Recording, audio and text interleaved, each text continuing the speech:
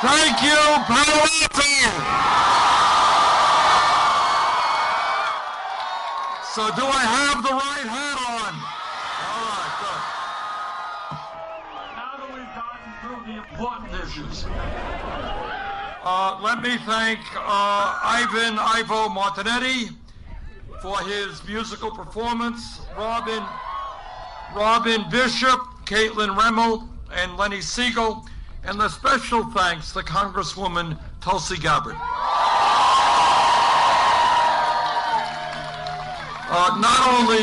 Not only is Tulsi a remarkable member of the Congress from the beautiful state of Hawaii, but she is a veteran. She served in Iraq. And she understands the true cost of war because she has seen that with her own eyes. And she knows, and I know that you know, that we must not get involved in wars that we should not get involved with.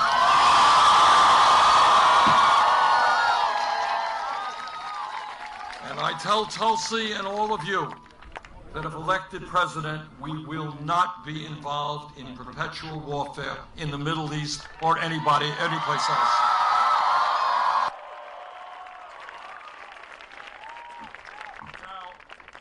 We began our campaign over a year ago in Burlington, Vermont.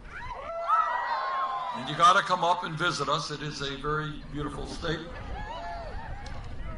And when we began, all of the experts and the media decided that we were a fringe candidate. Our campaign was not going to go anywhere. Well, a year has come and gone, and here we are.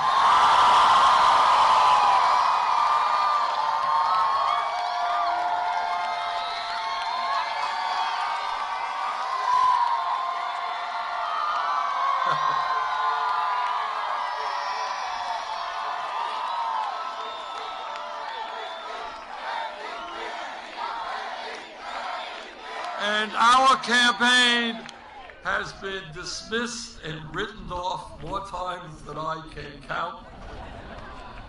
And we are still standing, and with your help, we're going to win here in California on June 7th. See, I read the newspapers, the New York Times and the other papers, they all said the campaign is over. But then I just suddenly saw Hillary Clinton racing to California, Bill Clinton racing to California. Maybe they think this campaign is not quite over. And I agree with them, because we're going to win here in California. We're going to win many of the other states up on June 7th. We're going to leave California with enormous momentum going into the convention. And I believe we've got a real shot to come out of that convention with the Democratic nomination for President of the United States. And if we do come out with the nomination, Donald Trump is toast.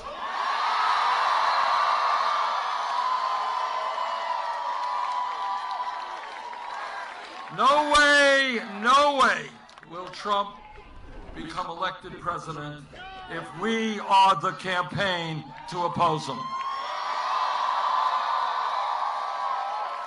And I'll tell you why, for a couple of very objective reasons. Now, we are not objective, we're a little bit subjective, but you're all big scientists here, right? You know about objectivity. And here is reason number one.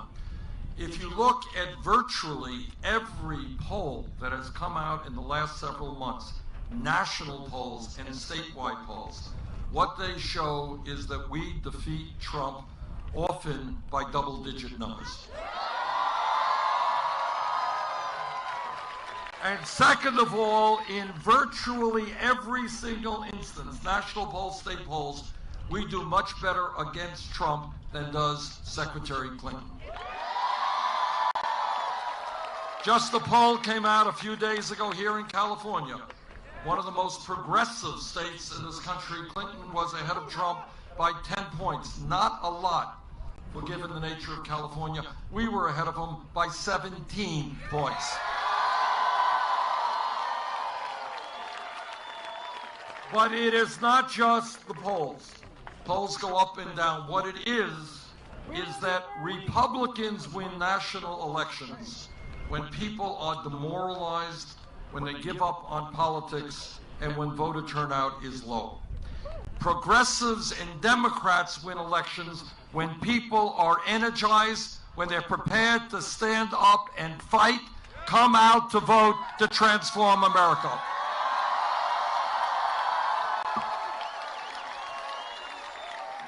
There is no objective observer who could deny that it is our campaign that has the energy, that has the momentum, that will result in a high voter turnout in November.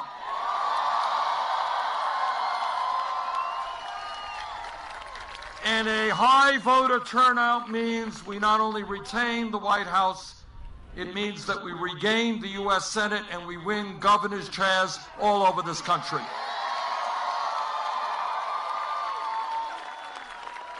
So my message is to the 400 superdelegates who came on board Secretary Clinton's campaign before anybody else was in the race. Which, if you think about it, is pretty absurd. And the whole concept of superdelegates, I think, has got to be rethought.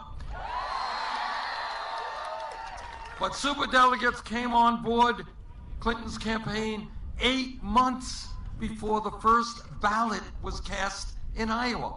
That is pretty nuts. And I would hope that every delegate to the Democratic National Convention understands that we must bring forth the strongest candidate to make sure that a walking disaster like Donald Trump never becomes president of the United States.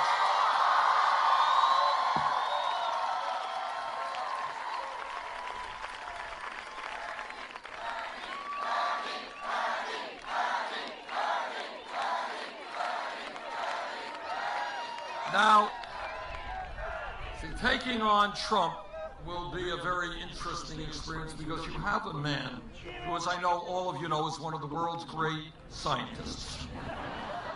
He has studied drought and he has studied climate change for decades, written extensively on this issue. And he came here to California to tell you what you didn't know, and that is California is not experiencing a drought. Thank God he came here to California to tell you that. And the other thing that he has come here to tell you is that climate change is a hoax. Now, virtually every scientist in the world, and I've talked to many of them, who have studied the issue, understand that climate change is very real, caused by human activity, and is already causing devastating problems in the United States, in California, and all over the world. But we thank the Donald for telling us that all of the scientific community is wrong and that he is right.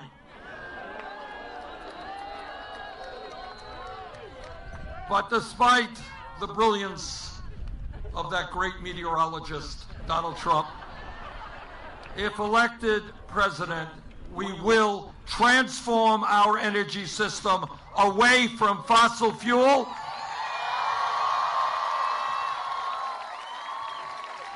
to energy efficiency and sustainable energy like wind, solar, geothermal. And Silicon Valley, we need your help. We need your innovation. You can help lead this country in breakthrough technologies which help us transform our energy system and make energy not only clean but cost effective.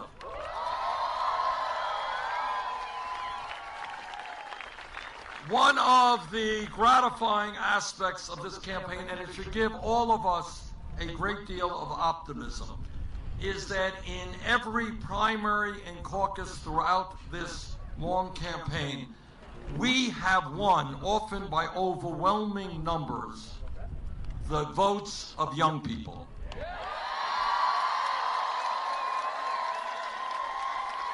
And by young people, I don't mean just the 20-year-olds. I mean people 45 years of age and younger. And to the 20-year-olds, 21-year-olds, I know that you think 45 is kind of old, right? But when you get to be 45, you're going to think it's kind of young. But in any case, why that gives me an enormous amount of gratification and should give you that same gratification is that our message in this campaign of creating a nation and a vision based on social justice, economic justice, racial justice, and environmental justice. That whether Donald Trump likes it or not, whether Hillary Clinton likes it or not, that is the future vision of this country.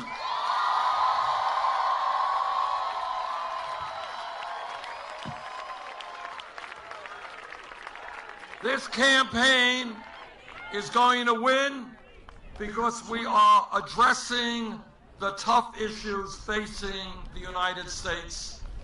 And because we are doing something very unusual in contemporary American politics, we are telling the truth. And here's the truth. It's not a pleasant truth, but it is the truth nonetheless. Today in America, we have a corrupt campaign finance system which is undermining our democracy. Democracy is not a complicated process. It means one person, one vote. It does not mean billionaires buying elections. And that is why together we are going to overturn Citizens United and move to public funding of elections.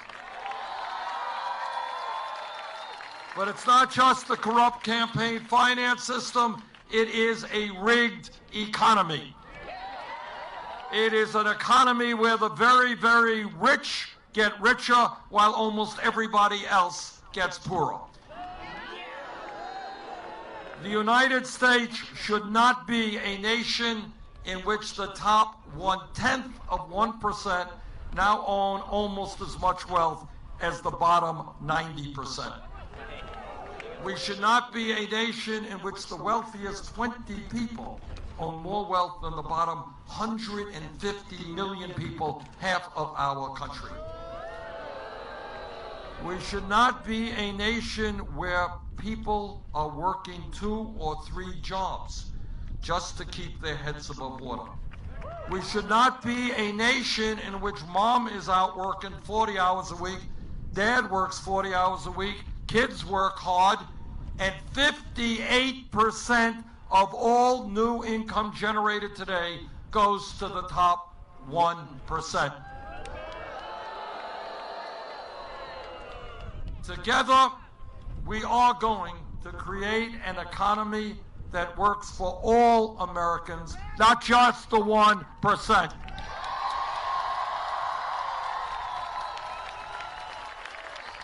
But it is not just a corrupt campaign finance system and a rigged economy. It is a broken criminal justice system.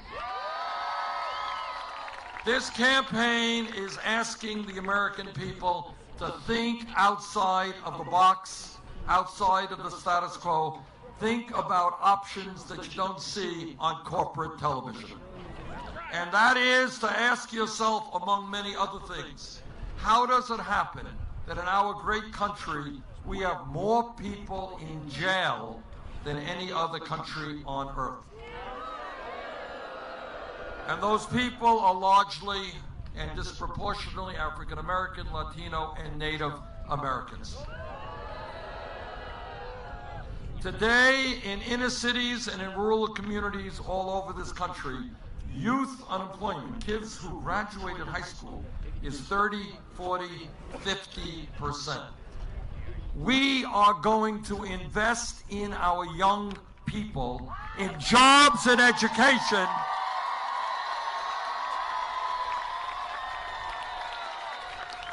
not in jails and incarceration. I want to see our kids doing meaningful, well-paid jobs or be in school, not rotting in jail cells. And we're going to take a hard look as we examine the criminal failure of our current criminal justice system at local police departments all across this country. The average police officer today is honest and hardworking and has a very difficult job to do. But when a police officer, like any other public official, breaks the law, that officer must be held accountable.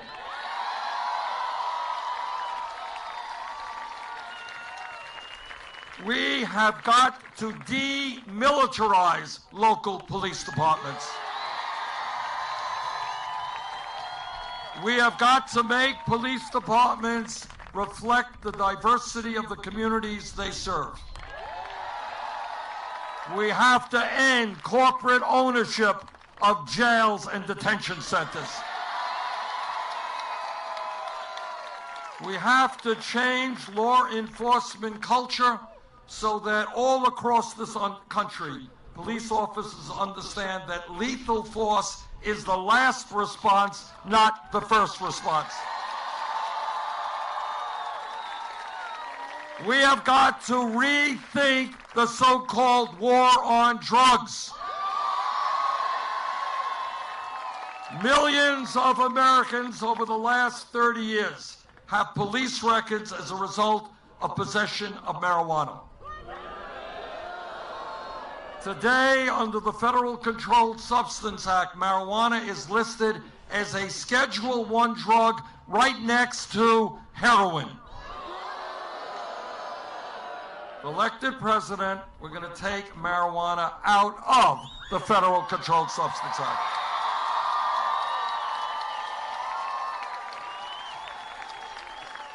The question of legalization, as all of you know, is a statewide issue, not a federal issue. There will be an item on the ballot here in November calling for legalization strictly, among other things, from a criminal justice point of view. I hope that ballot item passes.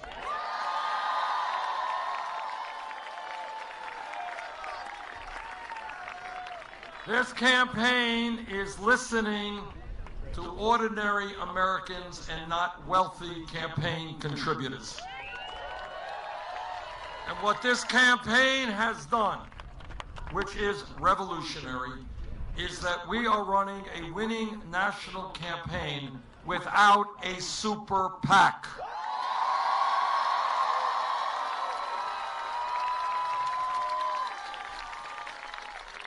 We do not want, we do not need campaign contributions from Wall Street, the drug companies, or billionaires. And what we have done is unprecedented in this campaign. We have received some 8 million individual campaign contributions. Anyone know the average? That's right, $27. And what that shows is that we can run a winning campaign without begging the billionaire class for campaign contributions or being indebted to them. And now, as many of you know, Secretary Clinton has chosen another path to raise her campaign funds. She has a number of super PACs and has raised many millions from Wall Street and other special interests. In my view, our job is to take on Wall Street, not take their money.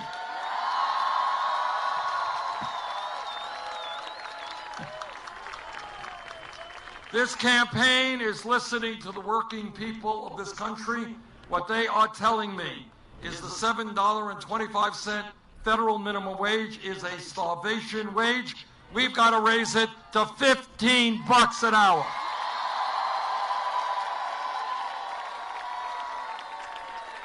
And when we talk about equitable wages, we have got to end the sexist disgrace of women making 79 cents on the dollar compared to men. And I know that every man here will stand with the women in the fight for pay equity. And women are also telling me that they are tired of hearing Republicans going all over the country talking about family values.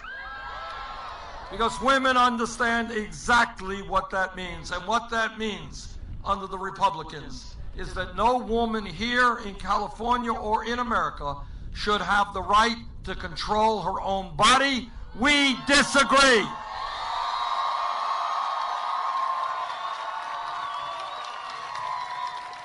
And what Republican family values also mean is that our gay brothers and sisters should not have the right to get married.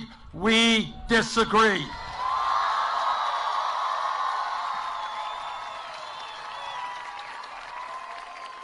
This campaign is listening to young people. And what young people are asking me is, how does it happen when they do exactly the right thing and they go out and get the best education that they can? Why are they ending up $30,000, $50,000, $70,000, $100,000 in debt? If you think outside of the box for a second, everybody here knows, and everybody in America knows, we're living in a very competitive global economy. If this country and our economy are to do well now and in the future, we need the best educated workforce in the world. We should be encouraging people of all ages to get the education they need, not punishing them.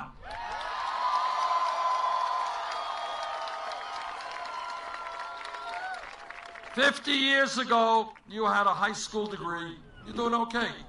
You could go out, you can get yourself a decent job, you can make it into the middle class."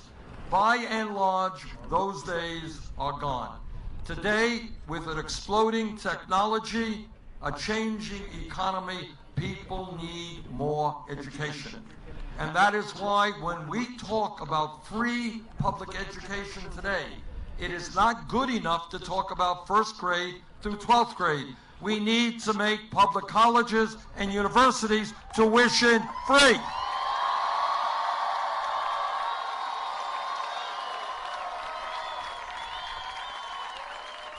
Does anybody here think that that is a radical idea? It is absolutely not a radical idea. It is the most commonsensical, smart idea that you can think of.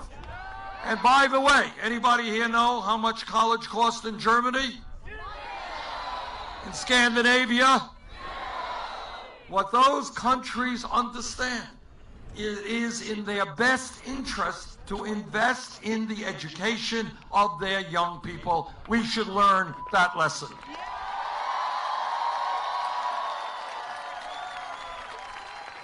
How many people here have student debt?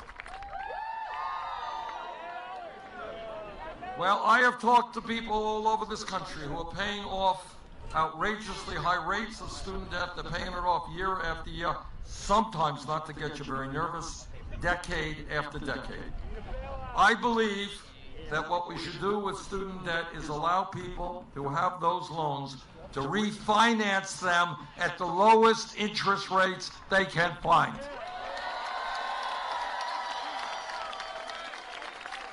And now I have been criticized very often. People say, well, Bernie, you know, you're a nice guy.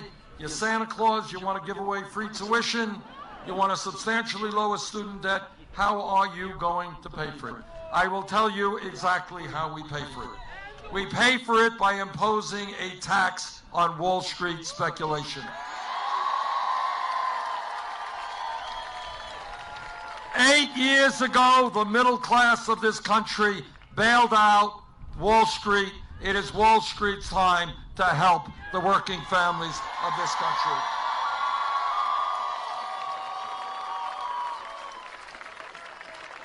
This campaign is listening to the Latino community.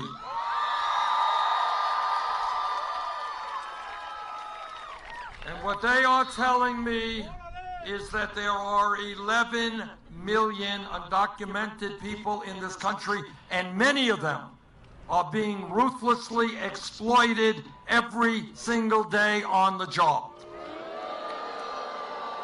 When you have no legal rights, your employer can cheat you, can pay you wages that are much too low, and overwork you, and you have no recourse, nothing you can do about that.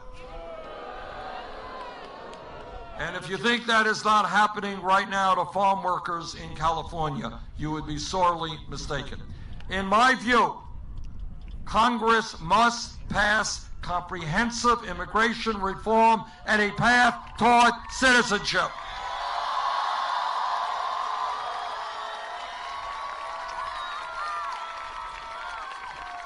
We must end the current deportation policies.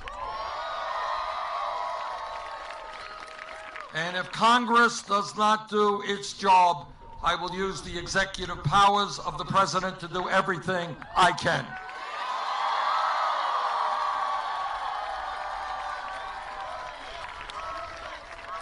This campaign is listening to the African American community.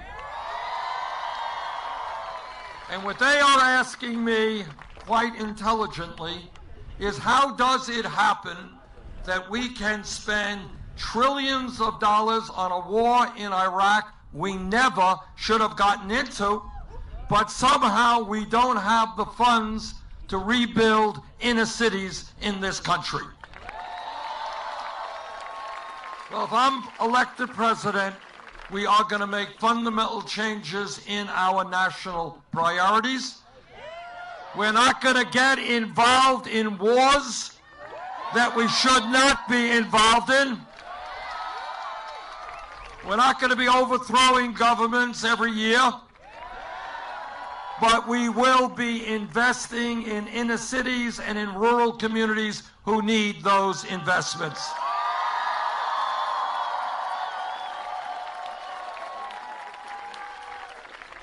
I'm proud to tell you that this campaign is listening to a people whose pain almost is never heard, and that is the Native American community.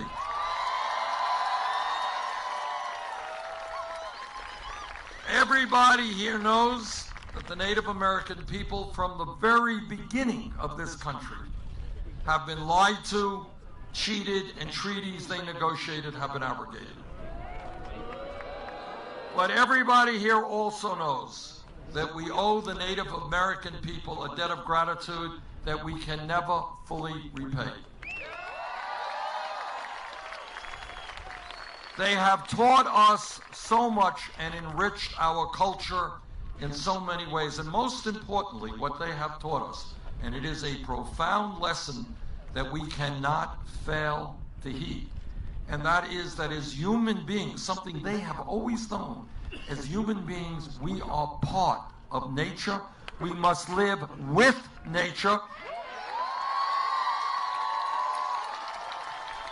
And if we continue to destroy nature, we are ultimately destroying the human species.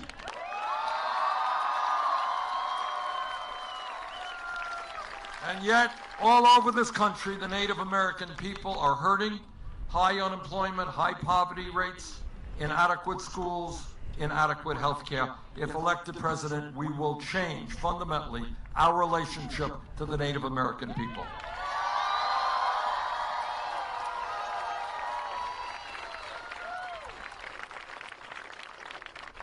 When we talk about the needs of human beings, when we talk about what rights are, human rights are, to my mind, we must recognize that health care is a right of all people, not a privilege.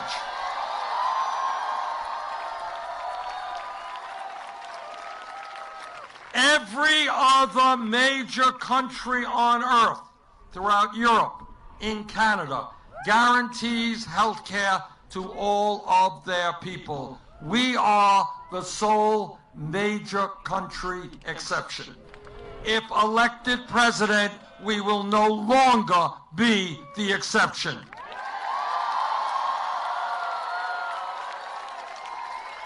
In my view, health care is a right of all people. The Affordable Care Act has done some very important things, but we need to go further.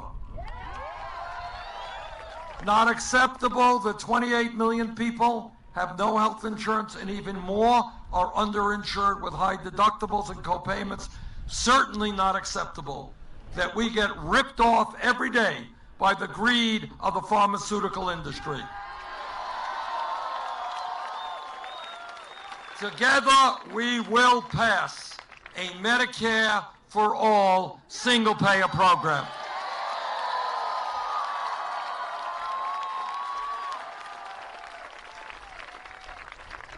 This campaign understands that no president, not Bernie Sanders or anybody else, can do it all alone. Wall Street is too powerful. Corporate America is too powerful. Corporate media is too powerful. Wealthy campaign contributors are too powerful.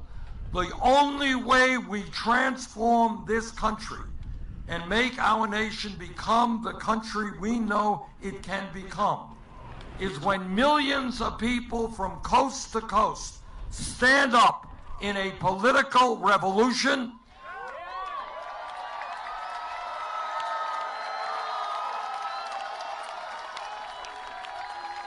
and demand and create a government which works for all of us, not just the 1%.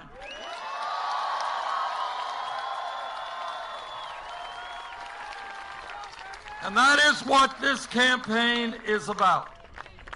All of you know, if you spend 5 minutes studying American history, that real change in America never comes from the top on down, always from the bottom on up. That is the history of the trade union movement, where workers stood up and demanded to be treated with respect and dignity as workers. It is the history of the civil rights movement, where over a period of hundreds of years, millions of Americans stood up and fought back so that this country, once and for all, would rid itself of the bigotry and the racism and the segregation which has weighed us down and embarrassed us all.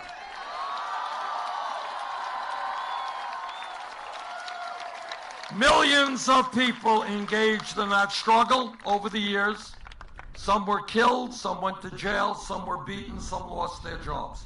But they had a vision for America, and they were prepared to fight for that vision. Many young people don't know that less than 100 years ago, not a long time from an historical perspective, women in America did not have the right to vote, to get the education they wanted, or the jobs they wanted. But women in America, by the millions, stood up, fought back, and they told the establishment that they would not be second-class citizens.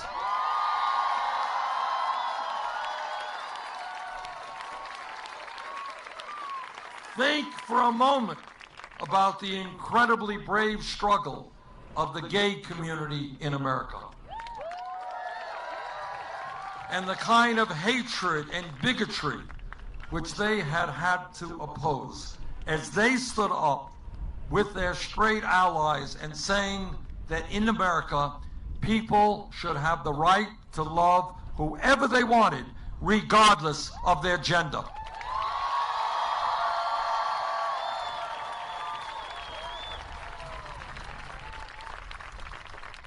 This campaign has learned those historical lessons. And what is happening now across this country, from Maine to here in California, people are looking around. And they're asking themselves, why has it happened that over the last 25 years, the middle class of this country has been shrinking, shrinking, and shrinking? Why is it that people in Vermont are working 2 or 3 hours, two or three jobs, and almost all new income and wealth is going to the top 1%?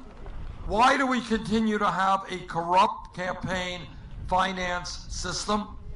Why are we the only major country on earth not to guarantee paid family and medical leave? Why are we not doing more to transform our energy system and take on the fossil fuel industry?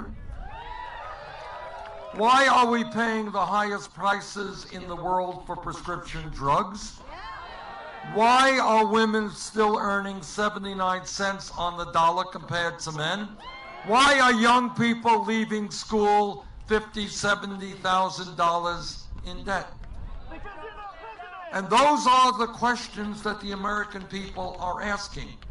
And they are increasingly understanding that the answer to those questions is to create a government which listens and responds to the needs of working families and the middle class.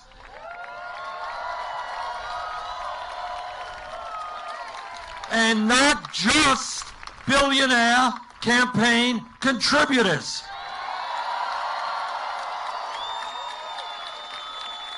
On June 7th, there is going to be an enormously important Democratic primary here in California. And here is the simple truth. If the turnout is low on June 7th, we will lose. It's a close election, we will lose.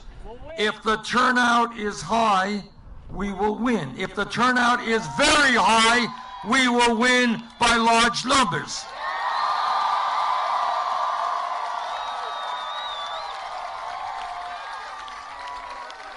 So I am asking all of you to help us make June 7th the largest turnout of any Democratic primary in California history.